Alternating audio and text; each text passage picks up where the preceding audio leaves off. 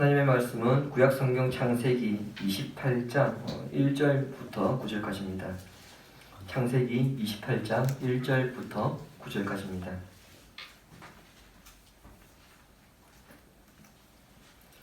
우리 교독에서 읽겠습니다. 이삭이 야곱을 불러 그에게 축복하고 또 당부하여 이르되 너는 가나안 사람의 딸들 중에서 아내를 맞이하지 말고 일어나 바단 아람으로 가서 내 외조부 고두의 집에 이르러 거기서 내 외삼촌 아람의 딸 중에서 아내를 맞아라. 전능하신 하나님이 내게 복을 주시어 내가 생육하고 번성하게 하여 내가 여러 족속을 이루게 하시고 아브라함에게 허락하신 복을 내게 주시되 너와 함께 내 자손에게도 주사 하나님이 아브라함에게 주신 땅 곧 내가 거류하는 땅을 내가 차지하게 하시기를 원하노라.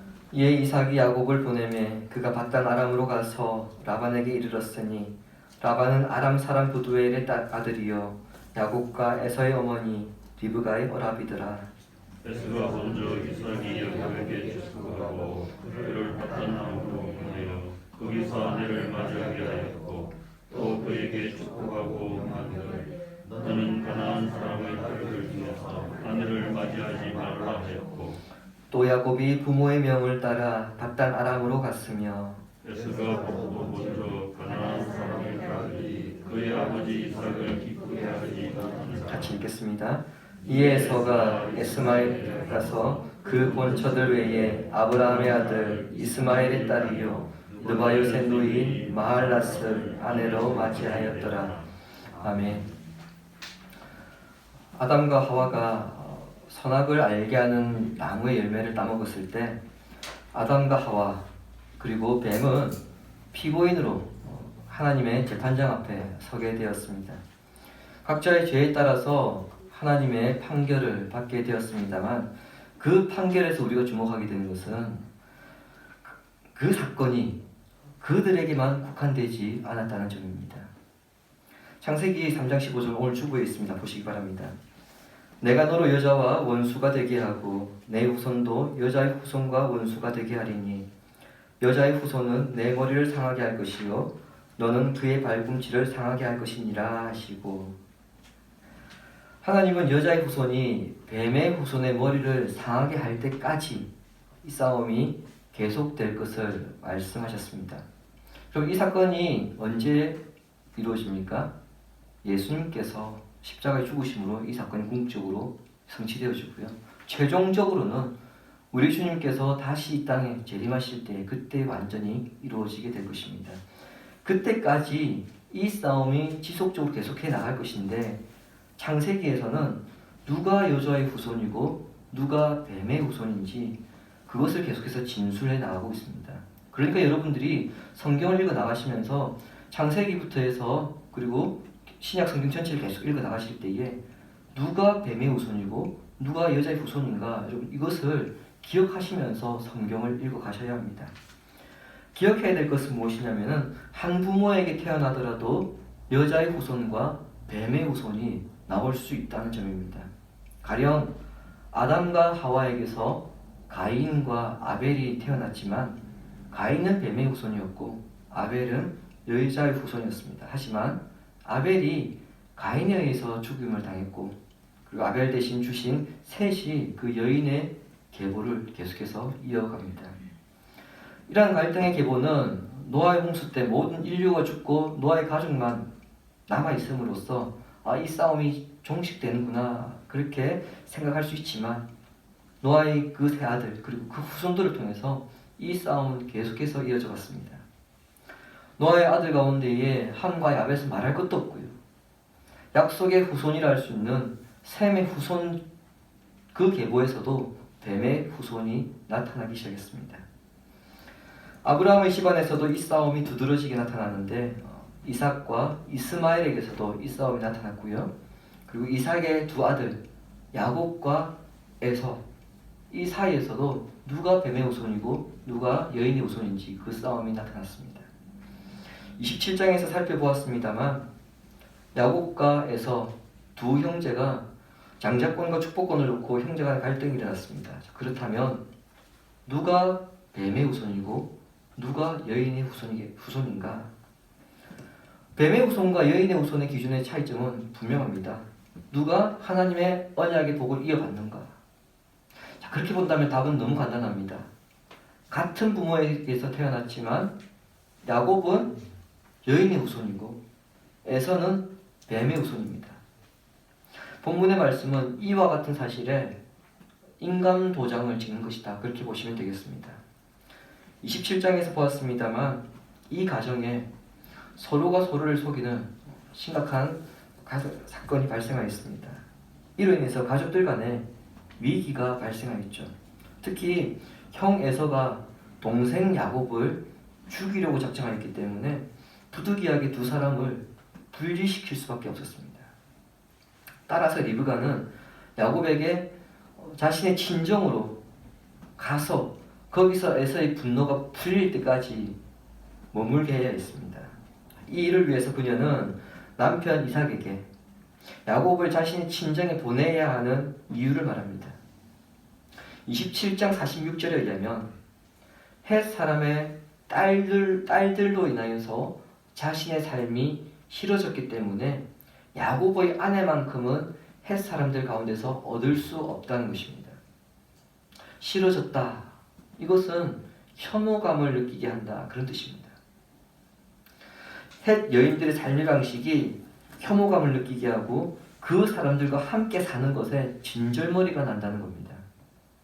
여기서 헷 사람의 딸들, 즉 헷 여인들은 누구를 가리키느냐? 에서의 아내들입니다. 26장 34절과 35절에 의하면 에서는 두 명의 헷 여인을 아내로 맞아들입니다. 근데 이 일에 성경이 어떻게 말씀하냐면은 이 일이 이삭과 리브가에게 근심이 되었더라. 괴로움이 되었더라. 성경은 그렇게 기록하고 있습니다. 우리가 이 시점에서 조금 생각해봐야 할 것이 있습니다. 리브가와 야곱이 서로 짜고 이삭으로부터 축복을 가로채고 야곱이 삼촌의 집으로 떠나야 하는 이 본문의 상황이 정확하게 언제쯤 일어난 것인지 정확하게 알 수는 없습니다. 제가 26장에서 말씀드렸지만은 이삭의 눈이 많이 어두웠고 자신 역시 죽을 때가 가까웠다고 생각하고 있었기 때문에 이런저런 상황들을 고려하여서 학자들은 130세쯤 되었다 그렇게 봅니다. 거의 대부분의 구약학자들이 130세에서 137세 그 사이에 일어난 일로 봅니다. 참고로 이삭은 180세에 그에 주어진 수명을 다합니다. 자, 그런데 성경에 기록된 이삭의 나이를 살펴보면 그가 리브가와 결혼할 때가 언제입니까? 40세입니다. 그리고 이삭이 60세 때에 에서와 야곱이 태어납니다. 자, 그리고 이삭이 100세 때 그러면은 에서가 40세가 되었을 때죠. 에서가 40세가 되었을 때에 헷 족속의 여인들과 결혼을 하였습니다. 조금 전 말씀드린 것처럼 만일 이삭이 130세라고 한다면 리브가는 헷 족속 여인들과 30년 가까이를 같이 살았다는 것을 알 수 있습니다. 자, 이런 점들을 고려할 때에 고부 간의 갈등이 전혀 없었을 것이다.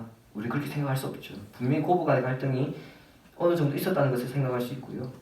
그 원인은 에서가 헷 족속, 그 헷 여인들의 영향을 받으면서 점차적으로 에서가 가져야 될 신앙이 변질되어 갔다. 우리 그렇게 생각할 수 있습니다. 그래서 리브가는 이삭에게 뭐라고 말합니까? 야곱도 에서와 같이 가나안 여인들과 결혼하게 될 경우에 나의 삶이 너무 싫어질 수 있다. 너무 혐오감을 느낄 수 있다. 너무 괴로울 수 있다.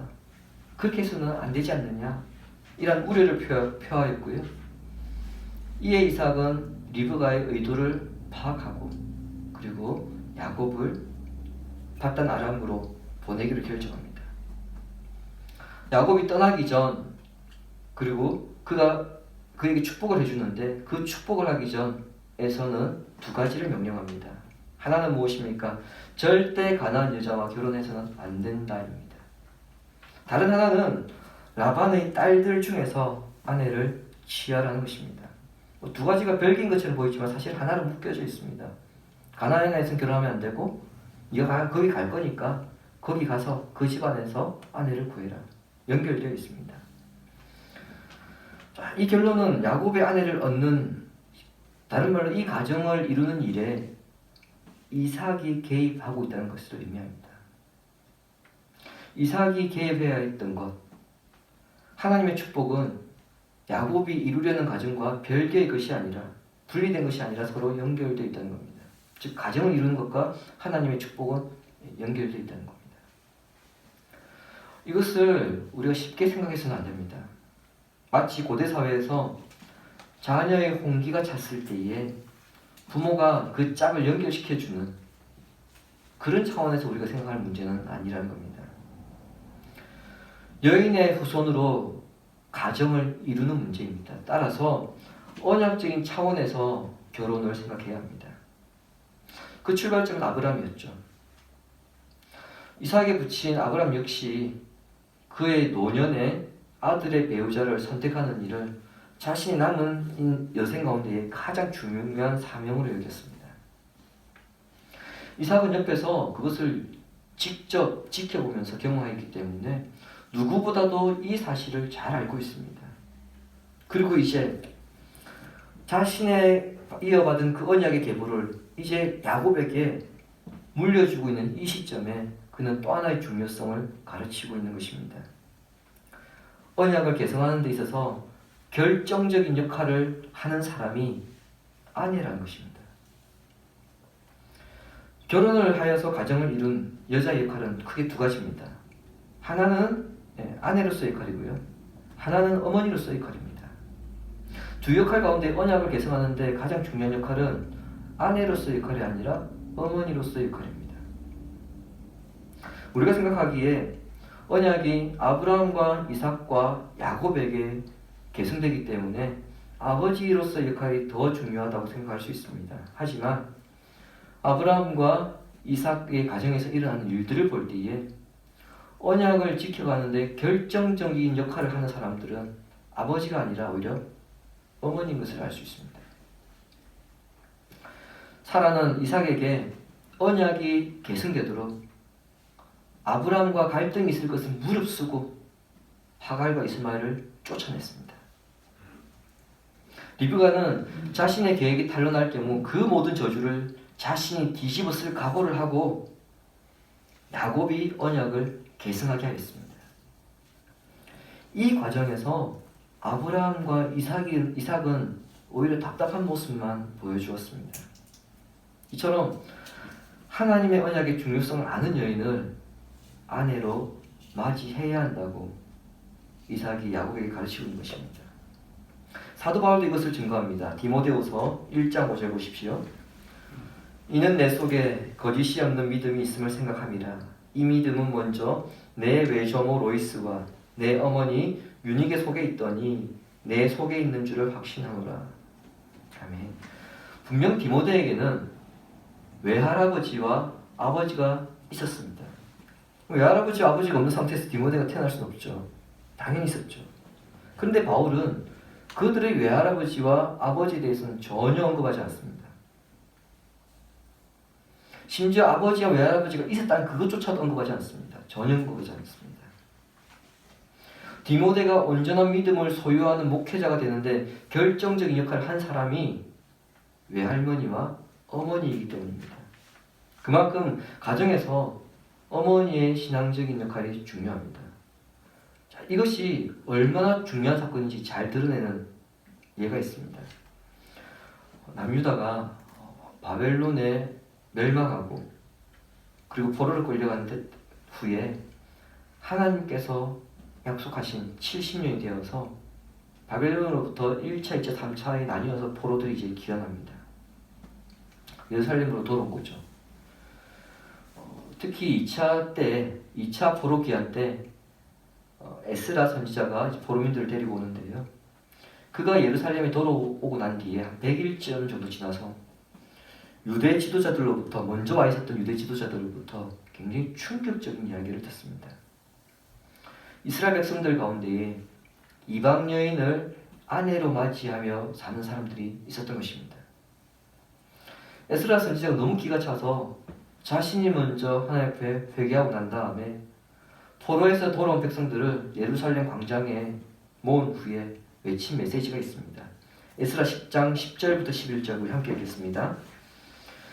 제사장 에스라가 일어나 그들에게 이르되 너희가 범죄하여 이방 여자를 아내로 삼아 이스라엘의 죄를 다하게 하였으니 이제 너희 조상들의 하나님 앞에서 죄를 자복하고 그의 뜻대로 행하여 그 지방 사람들과 이방 여인을 끊어버리라 하니. 아멘. 남유다가 멸망하여서 포로로 끌려갔던 이유 우상 숭배 때문이었습니다. 그런데 여전히 해결되지 못한 문제가 있었기 때문에 이방 여인과 결혼한 사람들은 이방 여인들과 그리고 그들 사이에서 태어난 아이들까지 다 돌려보내라는 겁니다. 여러분 쉬운 문제 아니죠. 같이 살고 있습니다. 같이 살고 있고 아이들까지 낳았습니다. 근데 그 아이들과 아내를 다 돌려보내라는 겁니다. 여러분 어디로 돌려보내라는 것일까요? 그들의 고향으로 보내라는 겁니다. 바벨론에서 이방 여인들과 결혼한 사람들은 다시 아내와 여인들을 글로 보내는 겁니다. 소위 말하는 생이별이죠. 생이별입니다. 우리가 이 본문을 읽으면서 사실 쉬운 문제가 아니다. 정말 이거 심각한 고민이고 유대인들이 이 문제 앞에서 결단하기가 정말 쉽지 않을 것이다. 얼마나 큰 고민이 있었을까? 우리는 그것을 생각해야 합니다. 자, 여러분 왜 에스라가 이렇게 외쳤습니까? 이 문제를 해결하지 않고서는 그 민족이 새로워질 수 없기 때문입니다. 자, 여기서 핵심은 타민족과의 결혼 자체가 문제가 되는 것이 아닙니다. 결혼을 통해서 그 신앙과 타협하게 되는 것이 문제가 되는 것입니다. 이스라엘은 민족적 순수성을 통해서 하나님 백성이라고 하는 그 거룩한 정체성을 지켜가야 합니다. 하지만 우상을 숭배하는 여인들은 거룩이 무엇인지 모르고 하나님의 거룩과 먼 사람들이었기 때문에 그 사람들과 결혼할 경우에 오히려 이스라엘 백성들이 하나님의 거룩이라고 하는 그 정체성이 서서히 무너져갔기 때문에 에스라 선지자가 칼을 빼들었던 것입니다. 여러분 불신자와 그리고 그리스도인이 결혼했을 때에 그래서 한 가정을 이뤘을 때에 어느 쪽에 영향을 더 많이 받을까요? 크리스찬 영향을 받아서 교회를 먼저 잘 가겠습니까? 아니면 불신자 영향을 받아서 교회를 안 가는 일이 더 많아지겠습니까? 거의 대부분 교회를 안 가는 일이 많습니다. 10가정이 결혼하면은 교회를 가는 일은 거의 2가정 정도를 보시면 돼요. 거의 안 가는 경우가 더 많습니다. 그만큼 정체성을 지키는 일이 중요한데 이삭도 이런 차원에서 지금 야곱을 밧단 아람으로 보내고 있습니다. 에서는 가나안 여자와 결혼하면서 리브가가 혐오감을 느낄 정도로 언약신앙에서 이미 멀어진 그런 삶을 살고 있었습니다. 야곱마저 그렇게 살도록 내버려 둘 수 없었고 또 야곱은 특별히 언약을 계승해야 하는 아들이기 때문에 더욱더 가나안 여인과 결혼하면 안 되죠. 그래서 밧단 아람으로 보내었던 것입니다. 3절과 4절은 아브라함의 복이 야곱에게 주어지기를 축복하는 것인데 이것은 야곱이 장자라는 것을 공식적으로 인정한 것입니다. 이 약속이 창세기 17장에도 기록되어 있는데요. 오래전 아브라함에게 주신 자손과 땅에 대한 약속입니다. 자, 여기서 핵심은 무엇이냐면은 자손과 땅이라고 하는 이 복을 주시는 분이 누구냐? 전능하신 하나님이라는 겁니다. 네가 이 복을 받을 것이다. 그게 중요한 게 아니고요. 이 복을 주시는 분이 누구냐? 그게 핵심입니다. 전능하신 하나님이라는 겁니다. 혹시 기억나실지 모르겠는데요. 제가 전능하다라고 하는 뜻을 말씀을 드린 적이 있습니다. 그 누구와도 비교할 수 없을 정도로 강하고 무엇이든지 다 가능하다. 이게 여러분 전능이라는 뜻입니다. 하나님께서 약속하신 복은 우리의 생각과 우리의 계획과 달리 하나님의 때에 따라서 완벽하게 이루어진다는 것입니다. 그러니까 세상 사람들이 말하는 것처럼 운이 좋아서, 재수가 좋아서 민족을 형성하고 땅을 얻는 것이 아니라는 의미입니다. 그러므로 야곱의 입장에서는 밧단 아람으로 가는 것이 형 에서를 피해서 도망가는 것이지만, 이삭과 리브가의 입장에서는 전능하신 하나님께로부터 받을 그 약속을 준비하기 위한 과정으로 가는 것입니다. 한편 야곱과 반대로 에서는 더욱더 하나님과 멀어지고 있음을 우리가 보게 됩니다. 에서의 눈에 야곱이 이삭으로부터 축복받는 것을 보았습니다. 그걸 보면서 나의 문제가 무엇이구나 이것을 깨닫게 된 거예요. 그때서야 깨달았습니다. 8절 보십시오. 8절입니다. 에서가 또 본즉 가나안 사람의 딸들이 그의 아버지 이삭을 기쁘게 하지 못하는지라. 에서가 결혼한 지 30년이 지나도록 자신이 무엇을 잘못했는지 알지 못했습니다. 리브가와 아내들 사이에 고부간의 갈등이 발생했을 때 그 원인이 서로에게 있다 그렇게 생각했을 것입니다. 그러다가 이삭이 야곱에게 당부하는 것을 보면서 비로소 자신의 잘못을 깨닫습니다. 그래서 그는 노부모의 마음에 들려고 엄청난 노력을 합니다. 9절에 기록된 것처럼 에서가 새 장가를 들기로 작정하고 큰아버지 이스마엘의 딸을 아내로 맞이했습니다. 에서 입장에서는 일단 가나안 여인이 아니잖아요. 에서 입장에서는 가나안 여인이 아니기 때문에 이삭과 리브가가 거부하지 못할 것이다. 좋아할 것이다. 이렇게 생각하고 결혼했습니다. 하지만 문제를 해결하고자 노력하는 것이 오히려 긁어부스럼을 만드는 그런 상황이 발생했습니다. 혹시 남자분들은 축구를 좋아하시니까 축구 경기를 보시면요, 선수가 골을 넣을 수 있는 상황인데 자기가 넣을까 두려울까봐 차라리 옆에 패스해가지고 그 사람이 넣으면은 네가 직접 넣지 그런 말은 들을 수 있어도 그래도 골을 넣었을 때 함께 잘했다 이런 말을 듣습니다.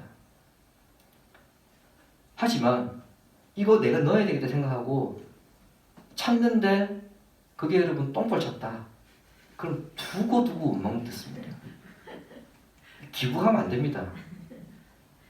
지금 이삭이 행동이 그렇습니다. 차라리 안 했으면 나았는데 정말 똥볼 찬 그런 경우가 돼버린 거예요. 이삭과 리브가의 눈에 이 결혼이 어떻게 보였을까요? 이스마엘은 언약의 후손으로 선택받지 못하고 쫓겨났습니다. 쫓겨난 사람의 그 장남입니다. 에서는 어떻습니까? 쫓겨난 것은 아니지만 그 역시 언약의 후손으로 선택받지 못한 장남이라는 점에서는 똑같습니다. 둘이 끼리끼리 논 거죠. 같은 처지입니다. 여기에 에서의 안타까움이 있고요, 에서가 얼마나 불쌍한 사람인지 우리가 발견하게 됩니다. 아버지에게 노력받으려고 엄청나게 했습니다. 굉장히 노력합니다. 하지만 정확하게 어떻게 해야 되는지 방법을 모릅니다. 지혜가 부족합니다. 부모의 마음을 움직이기 위해서 애를 씁니다. 하지만 어떻게 해야 부모의 마음을 움직일 수 있을지 그런 영적 분별력이 전혀 없습니다. 자, 그렇다면 차라리 아버지에게 가서 어떻게 하는 게 좋을까요? 그렇게 물었더라면 적어도 긁어서 부스럼을 만드는 그런 일은 없었을 것입니다. 하지만 에서에게는 그런 지혜조차 없다는 것을 우리가 보고 있습니다. 하나님께서 아브라함에게 주신 그 약속이 이루어지기 위해서는 결혼할 여자의 혈통이 중요하다는 사실을 전혀 이해하지 못하고 있는 것 자체가 에서는 축복의 상속자로서의 자격이 없다는 것을 스스로 드러낸 것입니다. 주님 사랑하신 성도 여러분, 이삭의 야곱에 대한 당부와 그리고 에서의 결혼을 보면서 오늘날 결혼을 앞두고 있는 청년들에게 적용시켜서 야, 너는 절대 불신자와 결혼하면 안 된다. 그렇게 해석하기도 합니다. 물론 불신자와 결혼한다면 제가 앞서 말씀드린 것처럼 신앙의 정체성을 지키기 어려운 것이 사실입니다. 그렇기 때문에 가급적 믿는 자와 결혼하는 것이 좋겠죠. 본문은 우리에게 불신자와 결혼해라 마라 그렇게 말씀하지 않습니다. 왜 가나안에서 아내를 구하지 말라고 했는가 거기에 주목하라고 말씀합니다. 다르게 말씀드리자면은 가나안 사람들 가운데서도 만약에 하나님을 믿는 야훼 신앙이 있었다고 한다면 아내를 받아들일 수 있다는 얘기입니다. 무조건 너는 우리와 민족이 다르니까 안 돼 그런 의미가 아닙니다. 왜 가나안에서 아내를 구하지 말라고 했는가? 여러분 이 사실을 아는 사람과 모르는 사람, 이 말씀을 지키는 사람과 지키지 않는 사람의 향후 행보가 달라지기 때문에 그렇습니다. 바울은 고린도후서 6장 14절을 통해서 너희는 믿는 자와 함께 믿지 않는 자와 함께 멍에를 매지 말라고 권면합니다. 그리스도인은 세상과 분명 다르게 살아야 하기 때문에 그리스도인으로서 정체성을 너희가 잃어버리면 안 된다는 말씀입니다. 그리스도의 정체성이란 다름이 아닌 하나님의 약속을 믿는 것입니다. 불의한 세상 속에서 하나님을 신뢰하여 세상과 똑같이 살지 않으며 하나님의 공의와 사랑이 드러날 것을 믿으며 하나님이 함께 하심, 하나님 되심을 드러내는 것을 의미합니다. 제가 이 교회 저 교회 이제 부목사로서 사역을 하면서 무리하게 결혼을 했다가 그 결혼이 행복하지 못한 것을 많이 보았습니다. 오히려 나중에 그런 말씀을 하세요. 차라리 안 시킬 걸. 당사자들도 차라리 하지 말 걸. 무리하게 했다가 그 순간은 좋아서 무리하게 했는데 그것이 우리 복이 아니라 자신들에게 그리고 가정에게 화로 돌아오는 여러 상황들이 있었습니다. 삶의 목표가 다르고요.